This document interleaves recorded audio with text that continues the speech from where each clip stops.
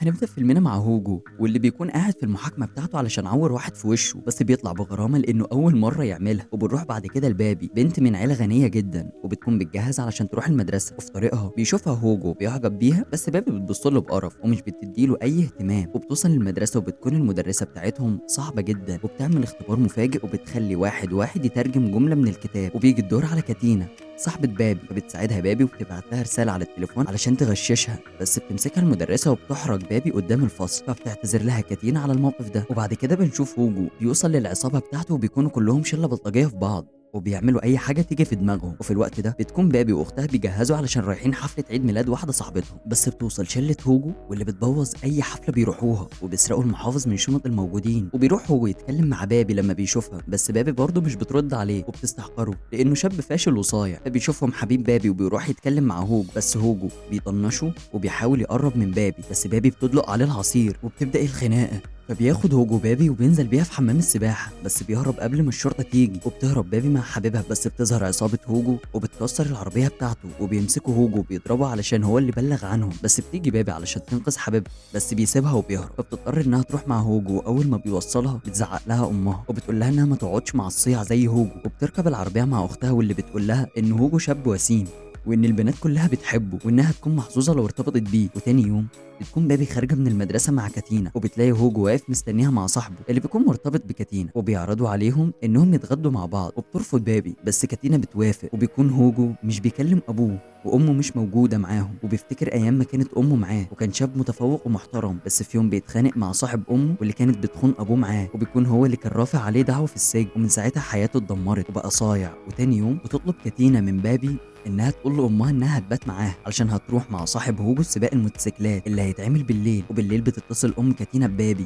علشان تطمن عليها، فبتقول لها انها نايمه عندها، واول ما بتقفل منها بتتصل بكاتينا بس مش بترد عليها، فبتضطر انها تروح لهم المكان اللي هم فيه. وهناك بتقول لكاتينا وصاحبها انهم لازم يروحوا علشان ما يوقعوش في مشكله، بس بيجي هوجو وبيستفز بابي انها تشارك السباق معاهم، فبتوافق بابي وبتركب مع متسابق غير هوجو علشان تغيظه. وبيبدا السباق وبيعمل واحد حادثه، فبتنزل بابي علشان تطمن عليه، بس بتيجي الحكومه وبتقبض على كل اللي موجودين. وبتعرف بابي انها تهرب مع هوجو، بس بتكون صورتها مع هوجو انتشرت في الجرايد. وبيروح هوجو معلقها في اوضه بابي، ولما بتشوفها بابي بتضحك وبتكون حاسه بحماس غير اللي كانت عايشاه في حياتها الممله، وبتبدا تقرب من هوجو وتروح معاه في كل حته. وفي يوم بيقول لها هوجو على ماضيه وعلى اللي امه عملته، وانه من ساعتها مش بيثق في حد وبيعمل اللي هو عاوزه. فبتحضنه بابي علشان تهديه وبترتبط بيه. وفي يوم بتكون راجعه متاخر من سهرتها مع هوجو، بس بتلاقي امها مستنياها وبتزعق لها وبتأمرها انها تقطع علاقتها بهوجو لانه شاب صايع ومش من مستواها. تطلب امها من ابوها انه يتكلم مع هوجو ويبعدوا عن بنته. وبتطلع بابي تكلم هوجو وتقول له على اللي امه عملته، وبتطلب منه ان يجي لها تاني يوم. وتاني يوم بتقول بابي لكاتينا على علاقتها مع هوجو، فبتفرح لها جدا. وبيجي هوجو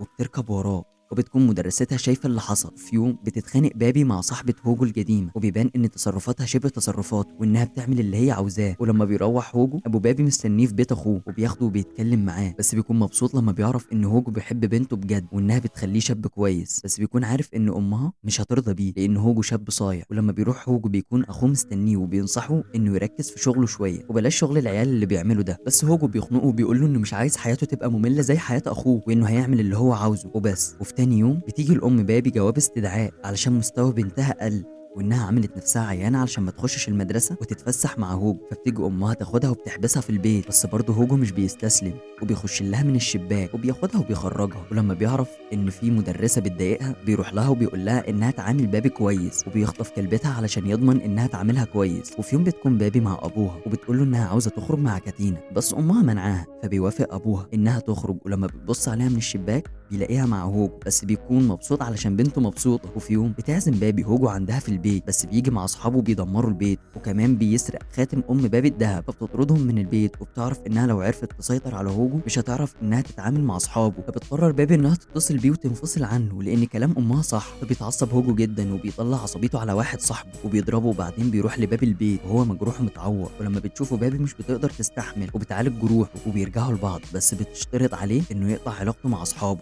هيحسن حياته وايه اللي هتسيبه ومش هيشوف وشها تاني. فبيعمل كده هوجو وبتبدا حياته تتظبط. وفي يوم بيكون هوجو بيحضر عيد ميلاد بابي وكاتينا مع صاحبها في سباق الموتوسيكلات، ولما بيرقص هوجو مع بابي بيجي خبر وحش، وهو ان كاتينا وصاحبها عملوا حادثه في السباق. وبيتصدم هوجو لما بيعرف ان صاحبه مات في الحادثه، وبتحاول بابي تهديه بس بتعرف ان ماضي هوجو هيفضل يطارده مهما عمل. وبتقرر انها تنفصل عنه وتصاحب واحد من مستواها، وبتحاول انها تتخلص من كل حاجه تفكرها بهوجو، لدرجه انها ما بقتش تكلم كاتينا صاحبتها وتبعد عن كل حد ليه صله بيه.